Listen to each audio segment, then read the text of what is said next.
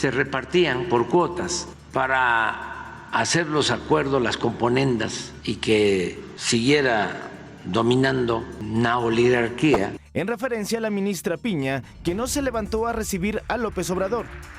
Esta mañana el presidente se refirió a este momento.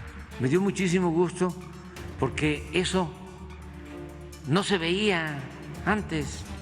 Los ministros de la Corte eran empleados del presidente. Esta gráfica, que es la que identifica cuáles son los resultados de esta potencial ministra el día de hoy como magistrada del Tribunal de Circuito. Y la pregunta que le hice yo fue, dígame por qué, a la luz del texto constitucional, usted destaca por la eficiencia. Porque esta mujer, que hoy está a punto de votar, que merece todo mi respeto, pero no merece mi voto porque representa el último lugar en desempeño de todas las magistradas de circuito, por lo menos en esta tabla, que es la que saca el Poder Judicial. Se publicó una nota de Salvador Frausto en la que dio detalles de una cena organizada por la ministra presidenta de la Corte, Norma Piña, con 3 magistrados del Tribunal Electoral, Mónica Soto, Felipe de la Mata y Felipe Fuentes, a la que además asistió el presidente nacional del PRI, Alejandro Moreno, y en la que estuvo invitado Santiago Krill, pero no llegó. Presuntamente ocurrió en la casa del ministro Juan Luis González Alcántara Carrancá. Les he dicho muchas veces que nosotros tenemos muchas reuniones y me reúno periódicamente, no solo con un ministro, con varios. Asuntos de grandes contribuyentes que adeudan al pueblo de México más de 55,000 millones de pesos. En dichos asuntos, los jueces han retardado indebidamente la impartición de justicia, pues en 14 de estos 17 casos no se ha permitido que se realicen las audiencias necesarias para que las investigaciones se transformen en procesos penales. La Unión Nacional de Padres de Familia informó que una jueza federal le otorgó un amparo para frenar la distribución de los nuevos libros de texto. La resolución ordena a la Secretaría de Educación Pública y a las autoridades locales que no distribuyan los libros hasta que se resuelva de fondo la legalidad de los nuevos materiales. Se la han pasado hasta la saciedad diciendo que ellos defienden la Constitución, pero vamos a recordarles algo. La Constitución dice que nadie, ningún servidor público puede ganar más que el presidente. Y esto es ganar el triple que el presidente. ¿Qué les propongo a los integrantes del Poder Judicial? Un acuerdo que se destinen los 15,000 millones a apoyar a los damnificados de Acapulco. Sin embargo, el resto de los fideicomisos, que suman más de 6,000 millones de pesos y que están en NAFIN, dijo que no se iban a restituir porque supuestamente Nacional Financiera decía que hay amparos vigentes, como si la Constitución estuviera por debajo de estos amparos, y también recordando que estos amparos, muchos de ellos fueron promovidos por los propios jueces y magistrados. Se tiene registro de 193 determinaciones, casi 200 decisiones de órganos jurisdiccionales que favorecieron o pretendieron beneficiar a presuntos delincuentes con traslados, liberaciones y egresos definitivos. Al menos 500 jueces y magistrados de todo el país tienen trabajando en tribunales y juzgados a esposas, hijos, papás, sobrinos, tíos, cuñados y hasta suegras. Quise participar en esta histórica elección. Pero es el fin de una era, de un poder judicial que servía a unos cuantos. Hola, ¿cómo están? Saludamos como todos los jueves con muchísimo gusto a todas nuestras compañeras, compañeros de Morena en todo el país. Pues tenemos una mesa de primera hoy en La Morenista, en este podcast de la transformación, porque estamos a unos días de que inicie este proceso histórico con una nueva Corte, una nueva Suprema Corte de Justicia de la Nación, electa directamente por el pueblo. Y para hablar de esto tenemos a invitadas que conocen perfectamente. Está con nosotros Arturo Saldívar.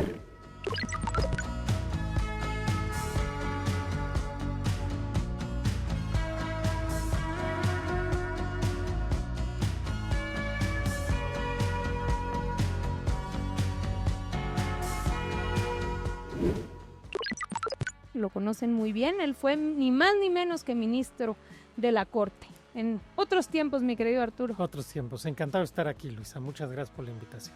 Está con nosotros también Ernestina Godoy.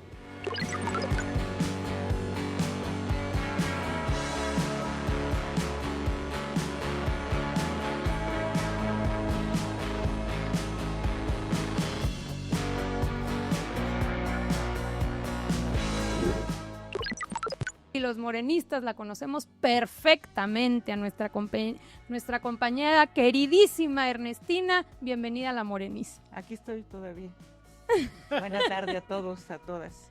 Y está con nosotros Esteban Martínez también.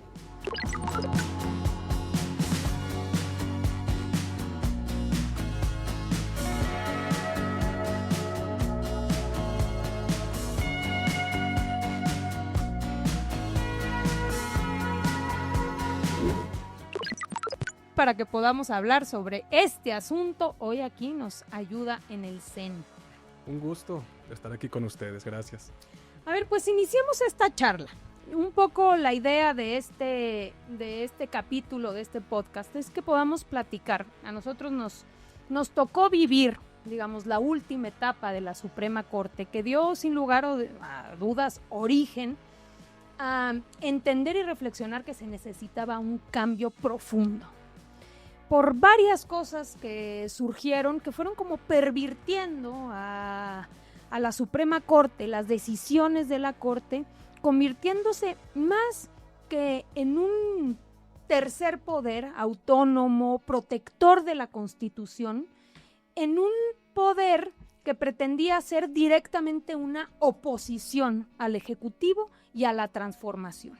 Entonces, pasándose ahora sí que por el arco del triunfo, sus facultades empezaron a tomar decisiones distintas que me gustaría que platicáramos, que llevaron finalmente a la posibilidad, una vez que pasó la elección, de que se reformara la Constitución y se cambiara el método de selección. ¿Por qué no platicamos un poco sobre esto, mi estimado ministro? Pues bueno, tú tuviste mucho que ver en todo esto. Adelante, iniciamos contigo. Gracias. Creo que el gran problema que tuvo esta integración de la Corte es que no entendió el momento histórico en el que estábamos y tampoco entendió el rol que tiene que jugar un tribunal constitucional, sobre todo en momentos de transformación. La Corte desde 95, que fue la reforma anterior a esta, jugó un papel que sin duda tuvo ciertos momentos, ciertos años importantes, pero la mayoría del Tribunal Constitucional siempre estuvo del lado de los intereses peanistas. No había conflicto con la Corte porque el poder mediático, el poder económico, el poder político y el poder judicial estaban del mismo lado. No hay de 1995 a 2018 una sola decisión de política pública relevante de un presidente de la Corte que la Corte haya invalidado. Esto es muy importante tomarlo en cuenta. Presidente de la República. Presidente de la República. Cuando llega el presidente López Obrador con esta transformación, la Corte, en lugar de entender su papel, empezó a jugar una función de oposición. No de órgano controlador, no de defensor de la Constitución, sino de oposición claramente. Y aquí hay que decirlo sin ningún tapujo. No se trata de que la Corte invalidaba leyes que venían del partido en el poder o del gobierno en turno, sino que lo hacía vulnerando y apartándose de sus precedentes. Claro. Por ejemplo, pongo un caso nada más para que ya puedan hablar mi compañera, nuestro compañero, las violaciones al procedimiento legislativo. Durante todos los años previos a la llegada de la Cuarta Transformación, la Corte fue deferente al legislativo, entendiendo que hay una autonomía parlamentaria, y solamente cuando había violaciones graves al procedimiento que impedían la participación de la deliberación democrática de las minorías, se invalidaba una ley por este motivo. Hubo muy pocas. Y a partir de la administración pasada, en la Presidencia de la República, se invalidaron muchas leyes por minucias procedimentales. Entonces aquí vemos claramente la intencionalidad política. No es que la Corte estuviera defendiendo la Constitución, la Corte estaba defendiendo una oligarquía, tomando como pretexto la defensa de la Constitución. Yo creo que este es el origen del problema político y social que generaron los ministros y ministras de la Corte en su mayoría y particularmente la ministra Norma Piña. Ernestina. De que, a ver, los que hemos vivido y hemos sido litigantes y esto, nos damos cuenta que efectivamente era muy complicado llegar a la Suprema Corte de Justicia, a los ministros, era como allá algo inaccesible y esto, ¿no? Pero efectivamente coincido con el ministro Saldívar que en el último tiempo, ¿sí?, ese descrédito que ya venía, esa separación de esa corte de los 24 y luego 11, ¿verdad?, que pusieron después de Zedillo, era algo que estaba totalmente separado del pueblo. Eso lo vimos todos, lo sabíamos todos. Yo creo que la mayoría de todos nosotros, si no éramos abogados, ni siquiera sabíamos cómo se llamaban, ¿no? Uh-huh. Pero en el último tiempo, ¿sí?, que fue de cuando salió Saldívar, porque Saldívar estuvo un rato con el presidente López Obrador, donde incluso se habló de la posibilidad de que internamente la propia Corte tuviera la posibilidad de reformarse a sí misma a partir de todo lo que saben hacer los ministros, de lo que la Constitución dice que debe hacerse, etcétera, ¿no? Se desperdició esa oportunidad que en algún momento el presidente, estuvimos en el primer momento del informe donde hablamos de el nepotismo, la corrupción, los privilegios, todo esto, ¿no? Y en el último tiempo, ¿sí?, sale el ministro Saldívar y entra una presidencia en la que está francamente se coloca en oposición política. Ya con cosas técnicas que nos acaba de escribir Saldívar, algunas de ellas, pero toman una posición política de estar enfrente del nuevo presidente. Yo diría, primero fue una confrontación con el presidente, con el Poder Ejecutivo, y claro, se llevaron al Legislativo con minucias como las que acaban de describir. Eso terminó realmente tirando lo poco que pudiera haber de confianza de la gente hacia esa institución, que es una institución importantísima para la democracia, y que se perdió esa oportunidad para ponerse en una posición política defendiendo la oligarquía, defendiendo los privilegios, defendiendo sus propios sueldos, por ejemplo, sus propios privilegios, que ya también mucho se ha hablado de ellos. Lenia nos desnudó ahí todo lo que tenían, y que sin ningún pudor y sin ningún rigor profesional, sin ningún rigor jurídico, ¿sí?, emitieron resoluciones que ya sabíamos muchos. Ya nada más veíamos ahora qué recurso qué argumento van a tener, porque claro que van a echar abajo la reforma eléctrica. En fin, bueno, ante eso, ¿sí?, el presidente da la oportunidad que ellos mismos se hagan una reforma, propongan una reforma, no se hace, ¿no? El presidente, al final de su mandato, en el último año, decide entonces presentar una propuesta, ¿no?, de una iniciativa de ley, que además, reforma constitucional, que además seguramente muchos dijeron, están locos, no lo van a lograr, ¿no?, porque se necesitan mayoría calificada en el Congreso, Senado, diputados, pero además en los congresos estatales y esto, ¿no?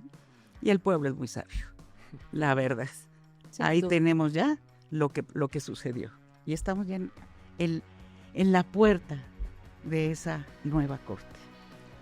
Yo coincido enteramente con lo que han dicho, y creo que, haciendo un poco de memoria, la Corte sí tuvo quizá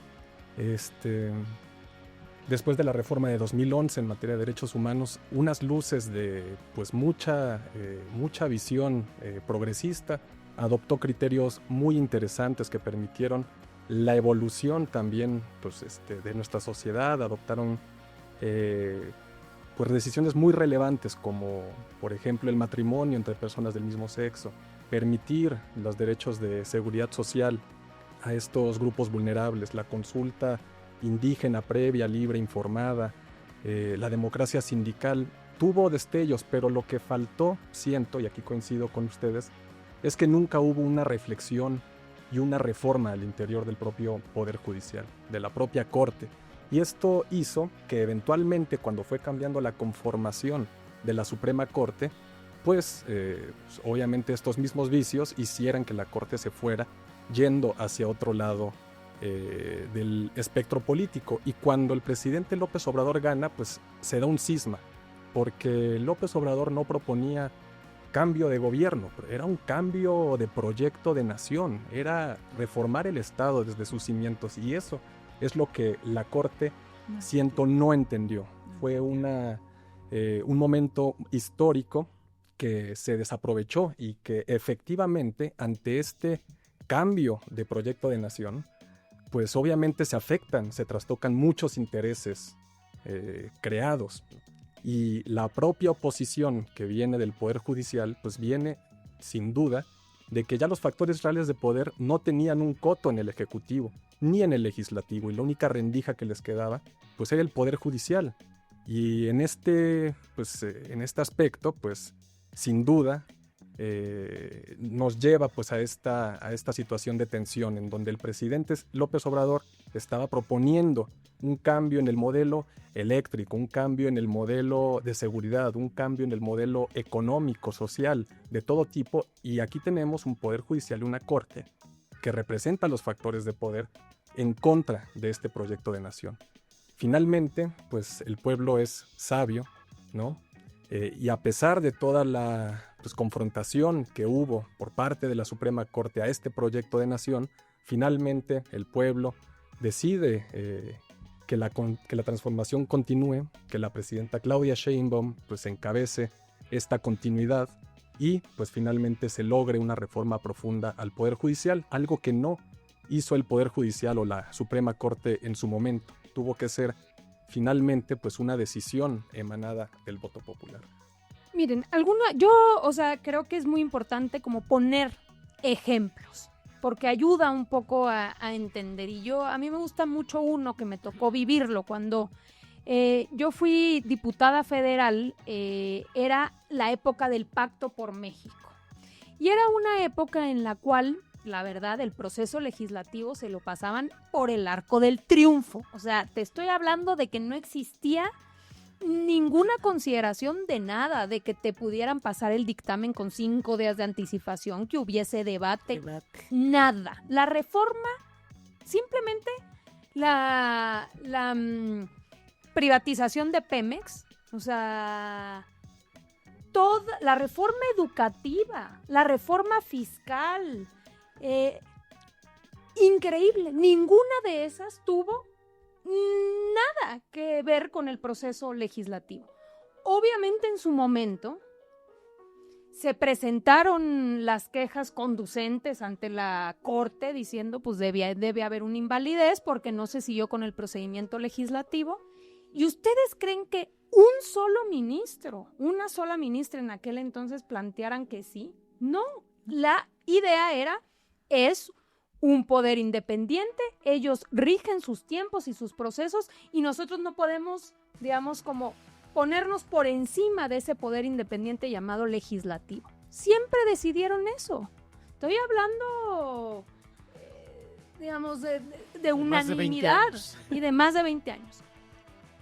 Después, muchos de los mismos ministros y ministras que en su momento habían planteado eso, llega la Cuarta Transformación y empiezan los de oposición, dado que son muy poquitos y no tienen la fuerza para oponerse a los cambios, empezar a meter acciones de inconstitucionalidad, controversias constitucionales, y encuentran una vía porque encuentran eco por parte de los ministros, que ahí sí, cambiando radicalmente de posición, empiezan a decir: aquí te faltó. Me acuerdo de cosas absurdas, que era, creo que una de tiempos, de que si no eran tantas horas habían sido menos horas, que era un debate y se nulifica la ley. Sí, que si el dictamen lo tenías que dar 24 horas, eran 23. Eran 23. No, pero que cada artículo requería por lo menos un X número de minutos para la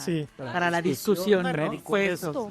Entonces como que empezaron a buscar ridiculeces, obviamente porque como siempre se amparan en el derecho y en que son decisiones jurídicas, cuando eran decisiones políticas, absolutamente. Entonces, totalmente. ¿por qué? Porque estaban en contra de esas iniciativas tan importantes como la reforma eléctrica, como varias más que fueron echando abajo. Eso por un lado. Ahora, otra cosa que planteaba el ministro Saldívar.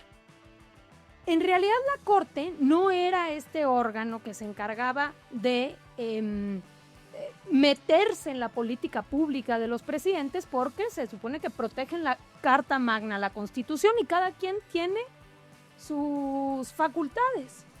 Bueno, empieza la Corte con una actitud de convertirse en los expertos de todo. Y solamente recordar dos cosas que para mí me parecieron increíbles. Uno, los libros de texto.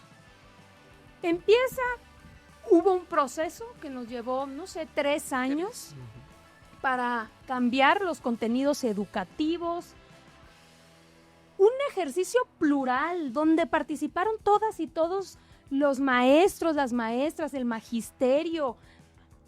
Finalmente llegan los libros de texto y sale ahí algún cuate a decir, no, trae algo de... Creo que se inventaron que si traía una palabra sexual o alguna cosa que aparte era mentira, pero bajo la idea de que eso no se puede repartir a los niños. Y me acuerdo perfecto al ministro Luis María Aguilar diciendo que se suspende la distribución de los libros de texto. ¿Cuándo en la vida íbamos a ver una cosa así? O sea, no estaba de acuerdo en los contenidos de texto, de los libros de texto, y dice, se suspenden los libros de texto. O también otro ejemplo, en la pandemia, sale la decisión de la Secretaría de Salud y de todo el Consejo de Salud a decir, los primeros que se van a vacunar son los adultos mayores. Y empieza la Corte tomando decisiones, no, a lo vas a vacunar, a los niños, como si ellos fueran la autoridad facultada para determinar en esas materias, ¿no? Entonces empieza a haber una distorsión de hasta dónde puede llegar la Corte con sus decisiones, porque ellos pretendiendo que podían decidir todo.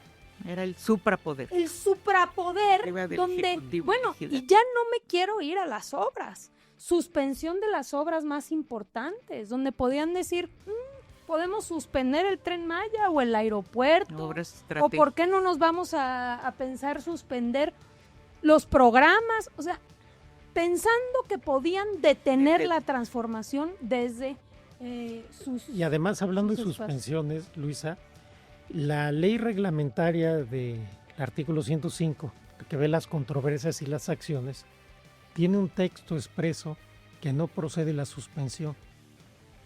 Durante todos los años previos a la llegada del presidente López Obrador, la Corte nunca otorgó una suspensión en acciones de inconstitucionalidad o en controversias constitucionales con motivo de normas generales. La primera que otorgan, violando todos los precedentes, ¿en qué caso creen que es? En la ley que establecía la disminución de los salarios de los servidores públicos. Ah, claro, claro. Esa fue una, sí. Claro. Sí. Y a partir de ahí suspendieron todo, absolutamente todo. La Corte, violando sus precedentes contra texto expreso de la ley, suspendieron todos los casos que le llegaron del gobierno a la Corte. O sea, estamos hablando de la reforma que decía que ningún funcionario público podía ganar más que el presidente, ¿no? Recordamos esa reforma y de repente dice la Corte, se para, eso no. Sí, todo lo que fuera cambio, todo lo que fuera transformación, todo lo que fuera, aunque sea remotamente, tocar intereses de oligarquía y eso, inmediatamente se oponían. Sí. Pero a ver, el derecho no valió. Ahora, por otro lado, Ernestina, tú fuiste fiscal de la Ciudad de México. O sea, te tocó toda la cuestión penal, que también fue uno de los motivos importantes que dieron, pues digamos, contenido a decir, ¿cómo es posible? Liberaron a algunos, la liberación, delincuentes por temas de verdad tan absurdos como dicen que la detención fue a las 4:26 cuando fue a las 3:25, ¿no? A ver, vamos a ver este video. Sí, vamos a presentar cuántas liberaciones desde que entramos al gobierno han hecho los jueces vinculados con delincuencia organizada, que son muy graves. Entonces sí sería bueno para todos aquellos que dicen que no debe haber elección del Poder Judicial. ¿Qué opinan de lo que pasa? De jueces que impunemente liberan a delincuentes cuando hay pruebas suficientes de su participación, porque eso es justamente lo que queremos cambiar, que haya un Poder Judicial que responda a la justicia.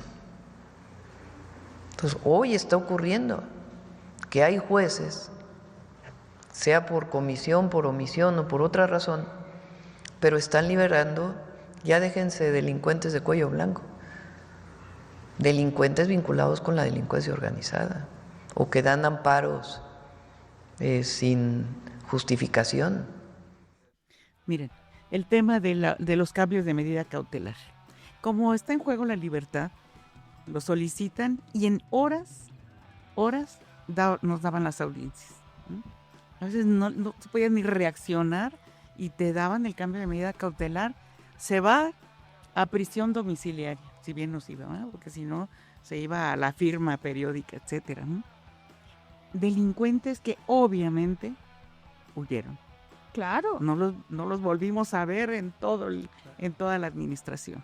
No, y sobre todo que parecía, digo, la verdad, estás en todo un proceso donde tienes a la Guardia Nacional, tienes una estrategia de seguridad porque estás en todo un esfuerzo para bajar los homicidios, los índices delictivos. Para pacificar y de repente la Corte por allá dice, no, o sea, no coincide el minuto 4:21 con el minuto 4:22. Una investigación que te pudo haber llevado meses. Se libera, ¿no? Sí. O sea, como muy desconectados también con la preocupación y la necesidad de la gente. La Corte no entendió algo que la presidenta repitió mucho en la campaña.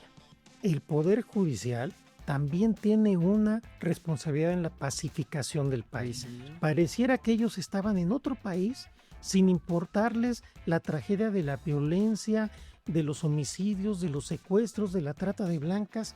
En casos como el que hemos estado viviendo estos años de una delincuencia organizada muy poderosa en todos los sentidos, en todos los países los poderes judiciales toman una responsabilidad para tratar de combatir este flagelo. Es increíble la insensibilidad que tuvo en este tema la Corte y el Poder Judicial como en muchos otros, pero este es particularmente doloroso. Como tú ya bien lo has dicho y Ernestina nos ha contado su experiencia, cuesta mucho trabajo detener a los presuntos delincuentes.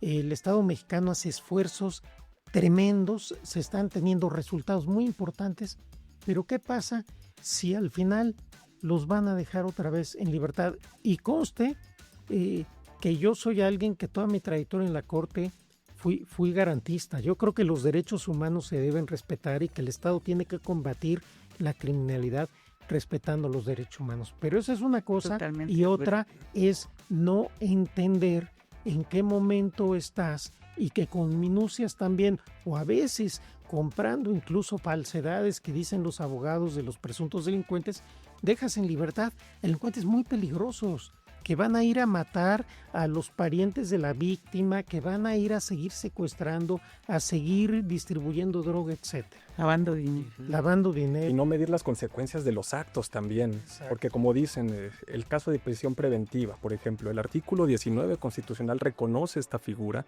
y la Corte estuvo a punto, ¿no?, de resolver un caso que hubiera puesto en libertad a 68,000 personas que están en prisión preventiva por una razón, y pues simplemente decían, bueno, pues que se inaplique el artículo 19 de la Constitución. Un criterio rarísimo de inaplicabilidad. Inaplicar una disposición constitucional, el Tribunal Constitucional, 68,000 personas hubieran salido a la calle. Estamos hablando de 7,000 que estaban en prisión por homicidio, 5,000 por narcotráfico. Sí, no medir las consecuencias de los actos y conducirse así, eso fue lo que llevó a este desastre. O esta idea, ¿no? De no importa qué diga la Constitución, porque nosotros estamos encima de la Constitución, porque a nosotros nos toca ser los que decimos qué dice la Constitución. Oiga, pero aquí lo dice clarito, es que nosotros interpretamos la Constitución.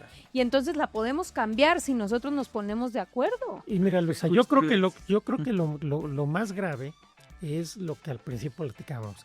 Si la Corte siempre hubiera interpretado así la Constitución, claro, eso es. Pero no es verdad. Sí. A ver, sí hubo algunos de nosotros, y yo ahí sí asumo mi responsabilidad, que sí sostuvimos en algún momento que de acuerdo al paradigma de derechos humanos y al nuevo artículo 1 constitucional, se podía eventualmente inaplicar algún precepto a Constitución. Pero prácticamente éramos 2 ministros. Todos los demás que votaron reiteradamente que esto no se podía, que la Constitución era la última palabra, curiosamente todos cambiaron la votación. E incluso en la reforma judicial, la presidenta Piña quiso invalidarla con 6 votos, cuando perdió la votación por 8. Eso estuvo. Claro, sí, claro. Entonces, ese es el punto. A ver, puede ser muy discutible, podemos no coincidir en esta interpretación que han hecho, pero el tema es que se apartaron de los precedentes y un tribunal tiene que ser consecuente con sus precedentes. No puedes cambiar tus votaciones cuando cambie el gobierno. Claro. Entonces se veía la intencionalidad política. Ese es el punto. A ver, yo creo que el derecho no está peleado con la realidad. Y la realidad impone muchas veces el cambio del derecho. El derecho no es algo rígido, impreso en piedra, inamovible. Al contrario, tenemos que ir cambiando. Y también los órganos de administración de justicia tienen que ir adaptándose a las nuevas realidades, ¿no?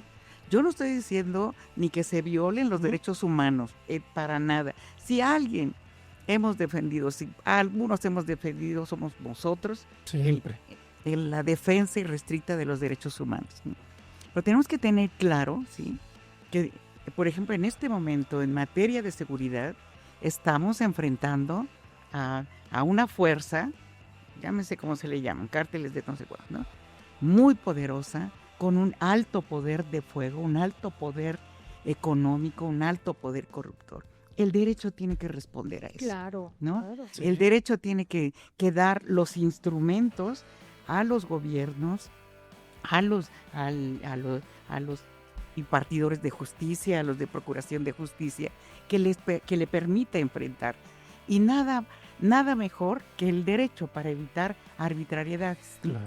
Por eso, ahora llega la nueva Corte, pero tiene ahora un andamiaje jurídico que hemos tratado de construir que le permita tener esos instrumentos, no actuar de manera arbitraria, pero sí tener esos instrumentos para enfrentarse, hablando solamente en materia de seguridad y de paz en el país, ¿no?, que le permite enfrentar con inteligencia, ¿no?, con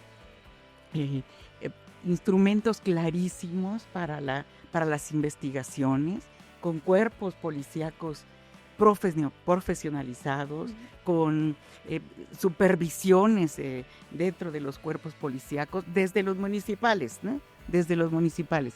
Entonces me parece que también eso lo tenemos que tener muy claro todos. El derecho tiene que ir buscando siempre la manera de que se asuman esos problemas que se van presentando. Sin duda, pero curiosamente, en el sexenio Felipe Calderón, cuando más derechos humanos se violaban con esta absurda guerra al narco, los jueces las avalaban todas. Exacto. Claro. Entonces, es que venimos de tiene esa que ser contradicción todo. permanente. Tiene que ser de una manera integral. Y ahora que me consta cuando era ministro, me consta ahora que estoy con la presidenta, que hay un mandato de respeto a los derechos humanos, muchos jueces están simplemente buscando minucias y la Corte avalando con sus jurisprudencias, esta Corte que ya se va, todas estas cuestiones que se hacían. Por supuesto que el derecho tiene que ser motor del cambio social y de la transformación, no un obstáculo al cambio social. Yo coincido con... Y creo que es lo que se ha hecho desde que el presidente presentó estas iniciativas para reformar la Constitución, es armar un nuevo derecho constitucional mexicano. Claro, repensar. Es repensar todo esto, ¿no? Que afortunadamente el pueblo, yo insisto, el pueblo, así mi amor al pueblo, porque de verdad con una claridad dijo, vamos a dar todo lo que se necesita para que se transforme. Es un constitucionalismo transformador. Es un nuevo constitucional. ¿No? A ver, Esteban, nomás recordar dos cosas más que no quiero que pasen desapercibidas y tener la oportunidad de comentarlas. Nos tocó, Esteban trabajaba con nosotros en la Secretaría de Gobernación. Y había como dos elementos adicionales que en algún momento, estando nosotros en la Secretaría de Gobernación, nos pide el presidente que vayamos a comentar con la ministra Norma Piña. Uno tenía que ver con que respetaran la Constitución y se bajaran los sueldos. Entonces, literalmente fuimos a decir, o sea, debe haber una... ¿Qué está pasando? Pongan el ejemplo de respeto a la Constitución. ¿Cómo es posible que hay una ley expresa en la Constitución que dice que nadie puede ganar más que el presidente y ustedes interpreten eso como que no les aplica? O sea, no pueden ustedes estar ganando 400,000 pesos mensuales. ¿Cómo podemos transitar a que se cumpla eso? Por un lado. Y el otro, recordarás, fueron los fideicomisos. Se ubica en el país, cuando llega el presidente López Obrador, un montón de fideicomisos en todos lados.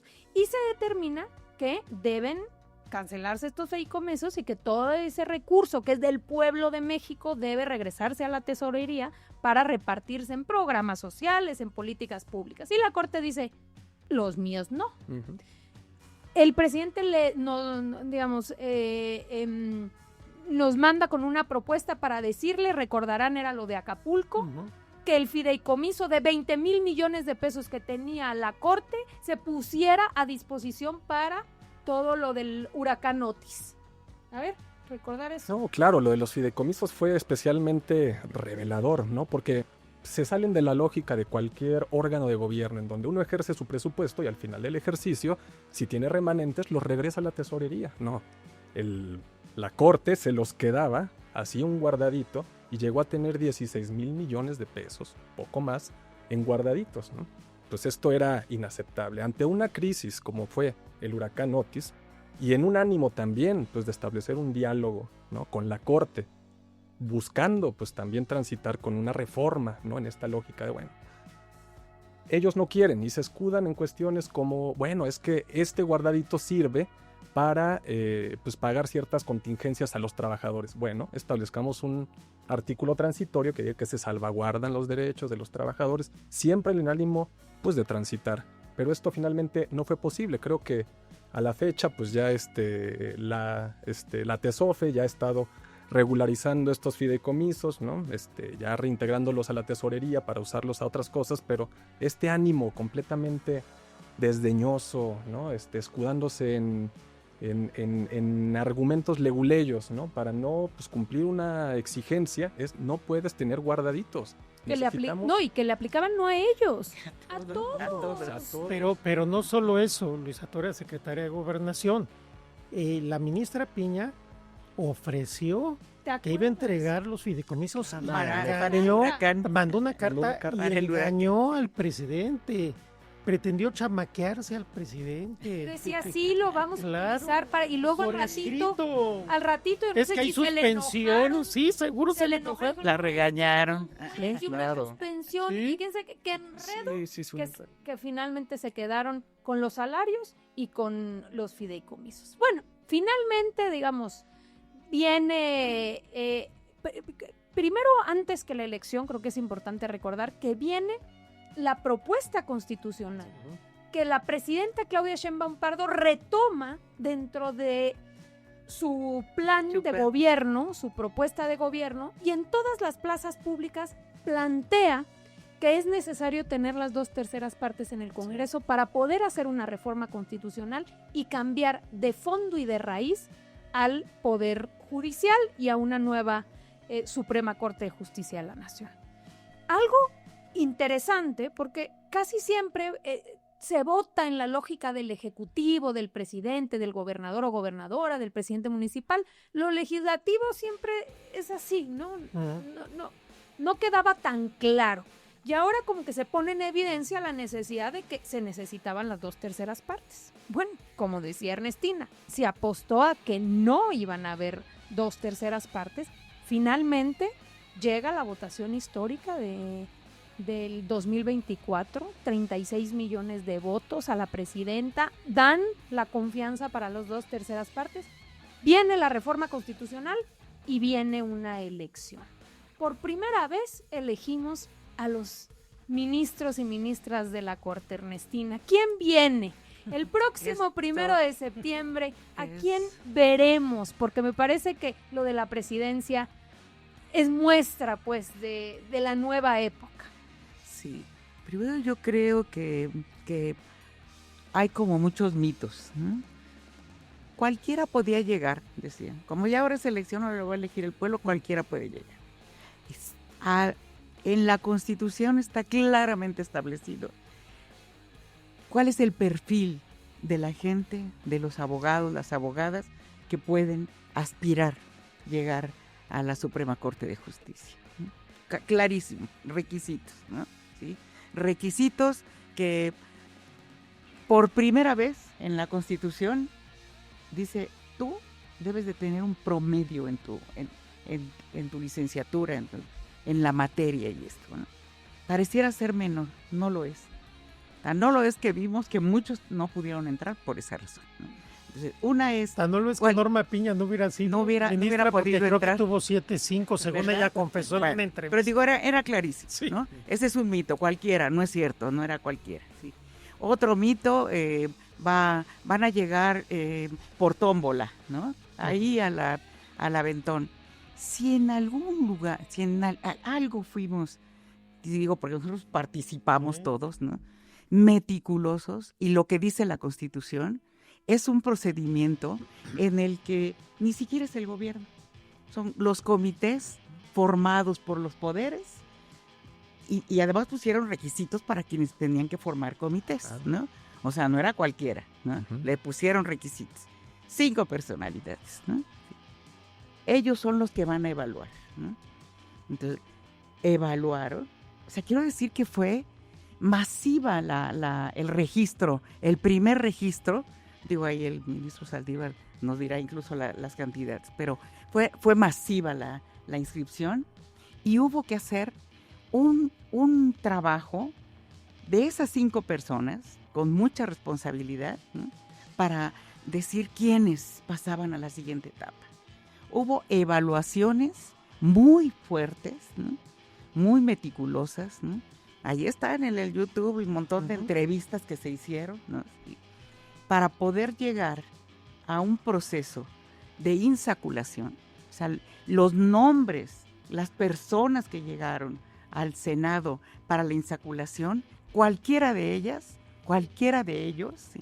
Tenía el perfil, la calidad moral, la calidad ética para llegar a la corte, para llegar a la boleta, ¿no? O sea, no es que lo hicieron en una tómbola así, lo rifaron, ¿no? Y se les cayó un papel, una bolita, nada. Con absoluta seriedad se hizo todo esto, muy cuidadoso, los nombres que llegaron por fin a las boletas, ¿no? Casi cualquiera que llegara tenía ese perfil. Entonces es un mito esto de que cualquiera podía llegar, no hay experiencia, no tienen nada. Pero ahora veamos a las y los 9 ministros, ¿no? Con un perfil, ¿sí? No solamente profesional, ¿sí? Son doctores, digo, en esta parte académica además, pero con una trayectoria, ¿sí? Una trayectoria de trabajo hacia la gente, de trabajo por la justicia, de un compromiso con la sociedad. Y yo estoy segura o por lo menos esa es mi esperanza de que no nos van a fallar. Vamos a ver a una corte con mucho sentido humanista, ¿sí? Una corte cercana a la gente, una corte que entenderá su papel, no solamente histórico, todo esto que decimos de que tiene que haber esa transformación, sino lo que dice la Constitución que tiene que hacer la Suprema Corte de Justicia de la Nación, ¿sí? Así que yo estoy segura que vamos a tener un apunte sobre lo que dice Ernestina. Yo fui ministro, llegué a ministro con el procedimiento anterior, que era que el presidente o presidenta, entonces había solo presidentes, formaban una terna y esa terna tenías que lograr una mayoría calificada en el Senado, de tal suerte que era un acuerdo entre las élites. La élite de quien era el titular del Ejecutivo y su partido, y el PRI o el PAN, dependiendo quién estuviera en ejercicio del Poder Ejecutivo. Y ahora tenemos esta elección donde, como dicen, yo participé en el comité evaluador. Es mucho más complejo y mucho más difícil ser ministro de la Corte o ministra hoy que como era antes. Porque entonces lo único que necesitabas pues es lograr algo, o conocer al presidente, conocer a alguien que lo conociera, hacer tu grita con 3 o 4 líderes, con algunas personas influyentes en los actores políticos y listo. Ahora tienes que pasar todo un procedimiento muy complejo y la insaculación no es que sean ministros de insaculación, es que entre todas y todos los que ya pasaron la evaluación, para efectivamente que no haya dedazo, hay una insaculación donde no entra la mano humana y donde llegan pues dentro de los mejores los que tuvieron esa fortuna al final. Pero luego viene la elección, donde tienes que por primera vez un juez, un ministro, caminar las calles, hablarle al pueblo, entender fueron a los mercados, a las colonias. Entonces, yo también soy optimista, yo creo y tenemos la esperanza y la confianza de que este experimento, ejercicio, apuesta por una nueva justicia va a funcionar, pero lo que sí es un hecho es que nadie puede decir llega el que sea. Y además, a ver, también hay una cosa, han querido hacer como si esta corte que acaba de salir era de puros genios. Y la verdad no, la verdad no. Ahora resulta que ya se fueron los grandes ministros de carrera judicial. Primero, no todos eran de carrera. Segundo, recuerdo, ahí está el video en el Senado donde el entonces senador Ríos Peter le dice a Norma Piña que es la peor evaluada, con el mayor rezago entre todas las magistradas y magistrados del país, pero que ya había un acuerdo para que ella fuera ministra. Entonces, ¿de dónde nos vienen ahora a decir que esos nombramientos eran excelentes y ahora no? Hubo buenos nombramientos, claro, y hubo también muy malos nombramientos. Ahora me parece que las posibilidades de que el ejercicio salga bien son mayores por todos los pasos que tienen que simplemente arriesgarte a me la juego y voy y me evalúan y voy a una elección. No es fácil, la verdad. Y lo más importante creo es que también los que no participaron en el proceso, bueno, pues sus razones habrán tenido. Quienes sí lo hicieron es porque sabían y estaban convencidos de que había que cambiar el Poder Judicial, de que era una justicia lejana, opaca, y llegan con una mística muy distinta de lo que es ejercer el encargo, ¿no? E impartir justicia, tener esta apertura, esta cercanía. Y es efectivamente un proceso complicado. Yo participé en el proceso, finalmente no salió por suerte. Por la insaculación. No, fue por la insaculación. Claro. Fue la insaculación, sí. Un ensayo. Bueno, primero cumplir con todos los requisitos que ya difíciles, después el ensayo, después las entrevistas que fueron bastante complejas y al final, pues la insaculación, no hubo mano, pero bueno, si hubiera quedado, ¿no? Como muchos que sí quedaron lo hicieron. Bellísimo ver justo a todas las candidatas y candidatos en las calles, en los mercados, hablando de qué es la justicia que México necesita, qué es a lo que debemos aspirar como una nueva corte. Y algo bien interesante, considero yo, es la independencia, la autonomía, la fortaleza que le puede dar a este poder judicial. Porque a diferencia de lo que dicen, ¿no? O sea, que resulta muy absurdo, es como, es que la presidenta o el ejecutivo quiere controlar a la corte. A ver, si la presidenta hubiese querido, sigue con el mismo procedimiento y le tocaba cambiar a 3 ministros. O 4. ¿No? O 4. O hacemos una reforma donde ella, como lo hizo Zedillo, ponga a todos. Entonces, hubiese sido tan sencillo como, exacto, hacer una reforma para que pusiera a todos, como lo hizo Zedillo, o simplemente seguir con el procedimiento como era, le tocaba cambiar a 4 ministras y ministros, y en todo caso, pues eso tienes ya la mayoría en la corte, y ahora sí que te la deben a ti. Ahora hay un cambio respecto, y pasa mucho eso en política, a quién se la debes. Entonces, cuando vas a las calles y cuando votan por ti, tienes una responsabilidad directa con el pueblo, porque fue quien te dio la confianza, fue quien votó por ti, como decía el ministro Saldívar. Antes pues era ir con los coordinadores parlamentarios de los otros grupos para conseguir las 2/3 partes, y finalmente pues también se iban generando compromisos. Es normal, compromisos. Bueno, no debiese ser normal, pero acaba sucediendo de esa manera. Cuando sales a las calles y es el pueblo el que te vota, pues tu compromiso está ahí. Está ahí, está con la gente, porque si tú incumples ese compromiso, pues le fallas a quien te nombró, ¿no? Y finalmente creo que otra de las cosas más relevantes, lindas, transformadoras es que hoy la Corte, por haber sido el más votado, la va a presidir un indígena. Un indígena.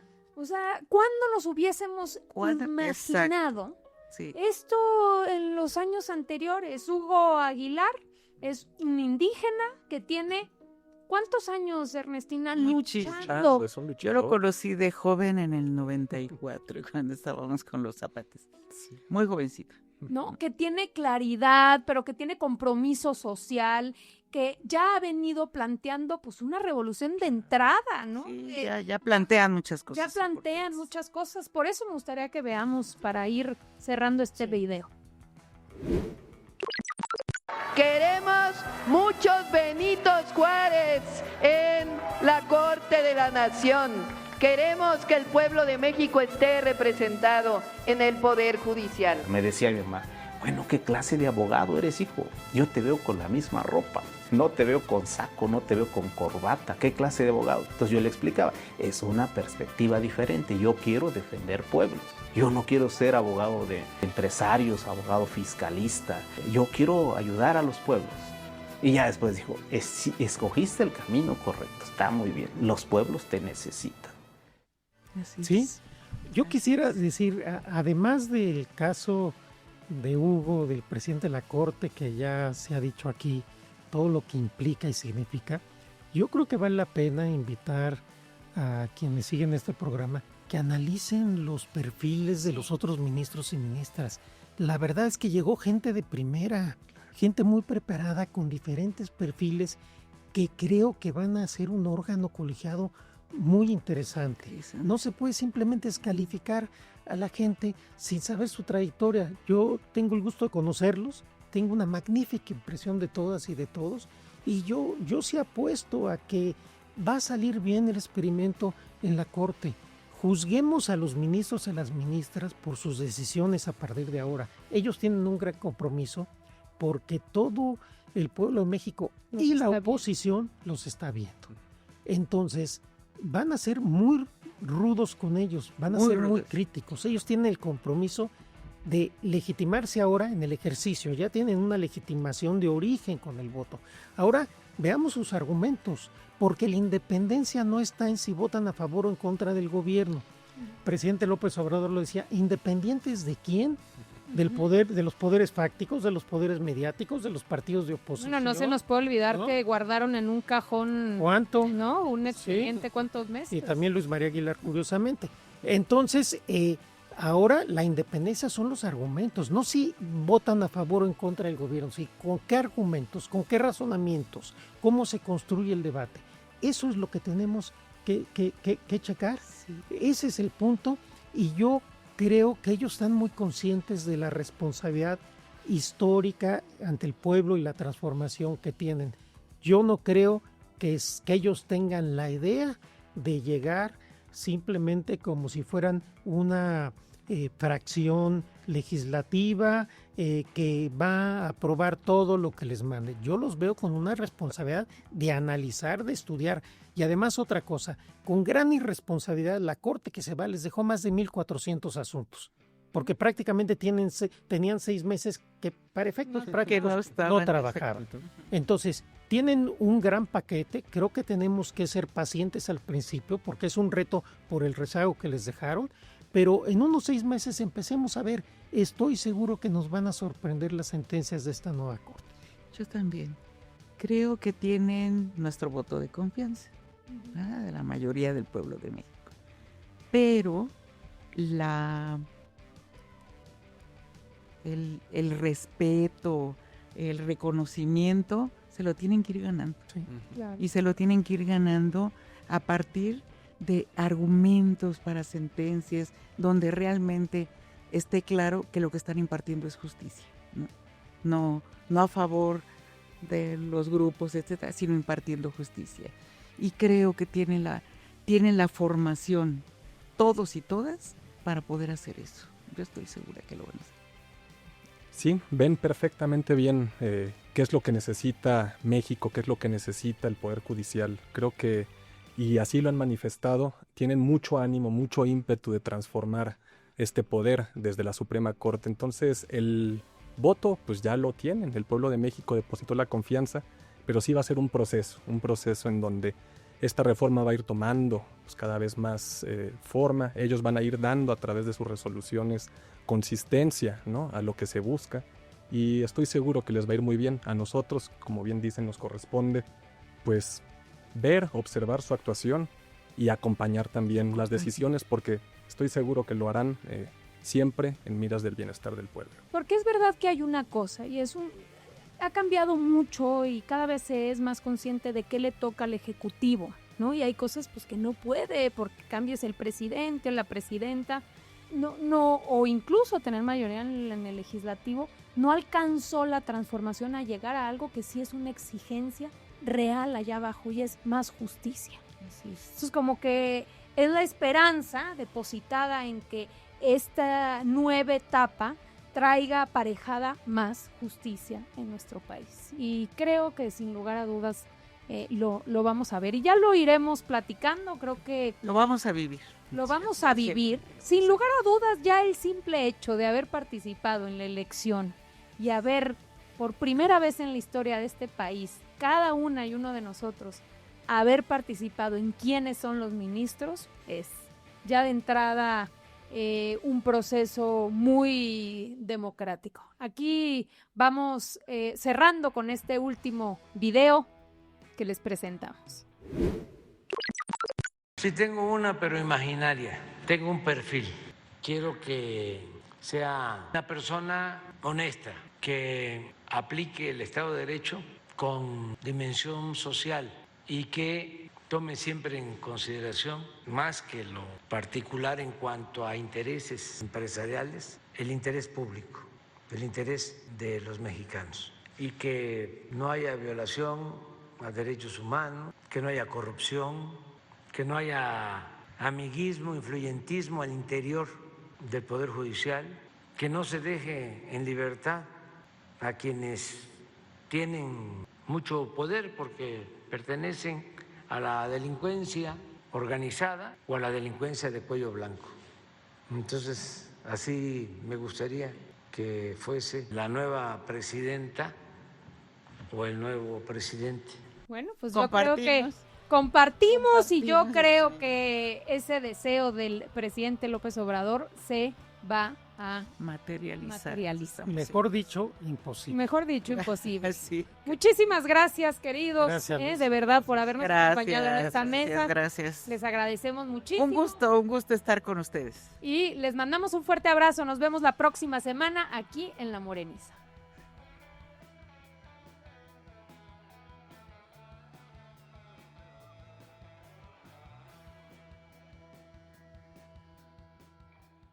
Morena, Morena, Morena, la esperanza de México.